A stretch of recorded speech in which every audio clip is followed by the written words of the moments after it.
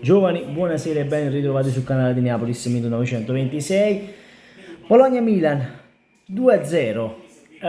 Che dire, voglio, Giroud e Pulisic dominano il Bologna.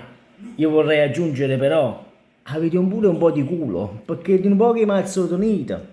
E non potete dire di no, non potete dire no, perché se al primo minuto quella traversa entra, cambia completamente la partita. Dopo un minuto ti trovi sotto e cambia proprio la partita. Poi, naturalmente, la potenza che c'ha il Milan, naturalmente, non poteva mai competere con il Bologna. Però il Bologna nel secondo tempo ha fatto vedere cose interessanti, ragazzi. E ha preso anche un altro palo, quindi un palo e una traversa, se non sbaglio, ha preso. Quindi è stata una partita, via, diciamo un po' più combattuta rispetto a quelle altre che ci sono state nella prima giornata, a parte Lecce-Lazio, no, forse Lecce-Lazio è stata combattuta, Roma-Salernitana.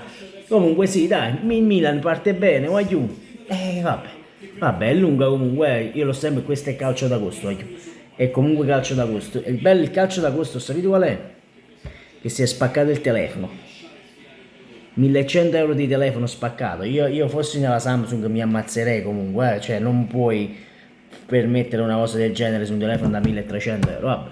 Comunque, detto questo, che dire, il Milan passa a Bologna, i primi 3 punti del campionato e sarà un bel campionato secondo me, dai. Non dirò come gli altri youtuber, ora lottano per lo scudetto, non lo dirò mai perché ora è presto. Quindi piano piano vedremo. Tanto ora è calcio d'agosto, è il famoso calcio d'agosto. Finito 2-0, applausi del Dallara perché il Bologna comunque ha fatto una buona prestazione. Sinceramente il Milan è un'incognita, sarà l'incognita del campionato secondo me, però parte bene per ora.